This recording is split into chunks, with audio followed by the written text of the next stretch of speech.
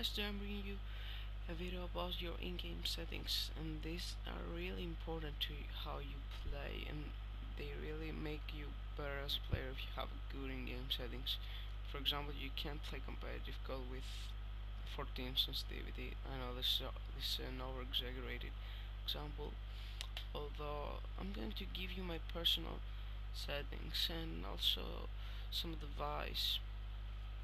So look, version I play on standard, never really fucked with inverted. The only person I know which plays inverted is Eggs. I'm pretty sure there are other people as well, but no one comes to my mind right now.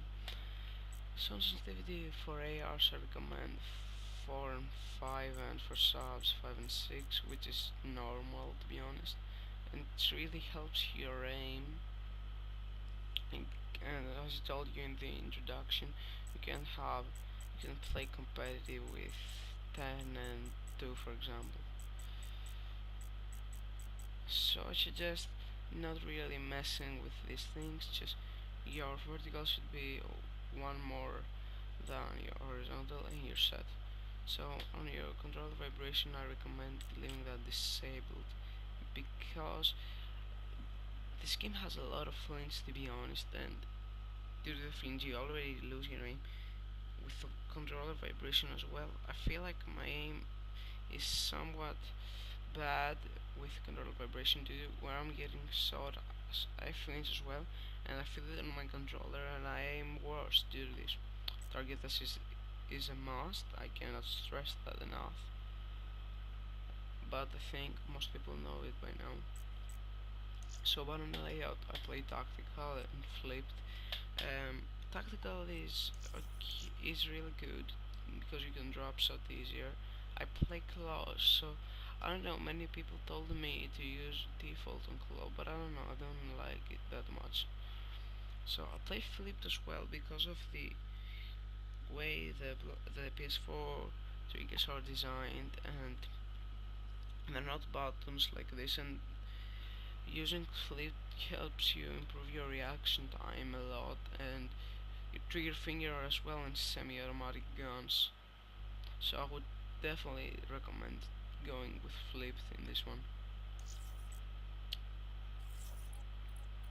On content filter, I would recommend disabling graphic content, and yes, I know blood and gore is amazing and fucking awesome, but it can really interrupt some lines of sight of yours. And I'm going to tell you an example of me having this.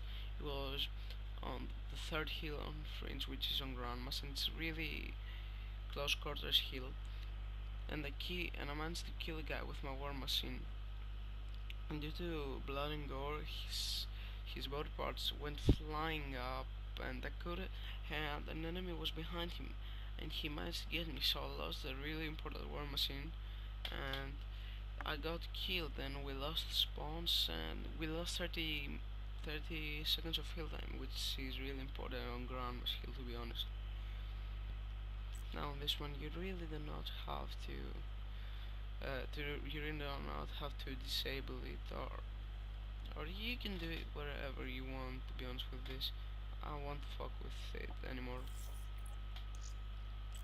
On audio, master volume, you have to put it on 10 obviously. Now on advanced, uh,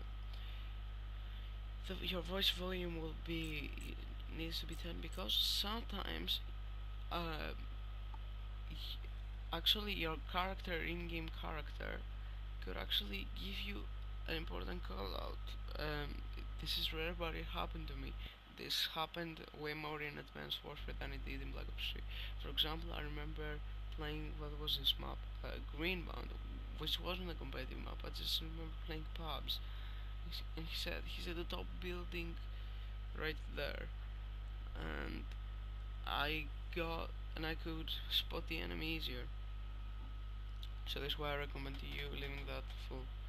So music volume, I recommend putting it all the way down, or 2 or 3, because music really irritates me. And for example, I was going for nuke death and I ranked up while getting a kill, and I couldn't use my awareness, and somebody creeped behind me, and I got killed.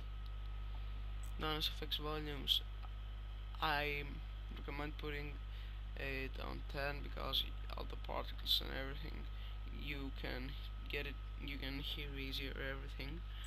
No, cinematics really don't matter on in-game because in-game isn't cinematic cutscene. But cinematics are the tones and the end of the game, and I don't know, just leave it whatever you want. So control sound, I have it disabled. I don't know why I had it enabled. Um, no, audio presets. There are three ones I recommend. Track mix, you shouldn't do it at all, to be honest. I recommend high boost, super crunch, and headphones. Right now, I'm testing out headphones and I've really been liking it. So I guess I'm going to stick with headphones. These ones do not matter. I do not have music enabled, as I told you, from the advanced volume, so doesn't not matter what I do. Now on graphics, brightness is all the way up so you can spot enemies easier. For example, in dark corners or in dark maps generally. There was this map on Black Ops 2, which I think was called Meltdown, and Karma got a ninja defuse in that. I know you guys may know which clip I'm talking about. I think it was at Unite, and to be honest, yeah, it was a really good ninja defuse, but this one was really dark, to be honest, and this got me thinking I should make my brightness brighter, and it's really been helping me. Yes, I know it's not the prettiest, but I believe that it's the best. Now, player name indicator. You can use either full name, do not use icon only because this will be really hard for you to give callouts. On safe area, you adjust this at the sound and screen settings in the PlayStation menu, but I recommend making it the lowest possible so you can see your HUD easier. Now colorblind mode, I just started using Tritanopia, and I have been using the normal one most of the time, all of the time basically, and I believe you should use Tritanopia or the normal one because I don't think there's a real big difference. It's not, and I think it's not like Advanced Warfare where it actually changed the colors in games. I think it's just the text and the HUD. So this was the video for today, guys. Hope you enjoyed it. Now see you in another video.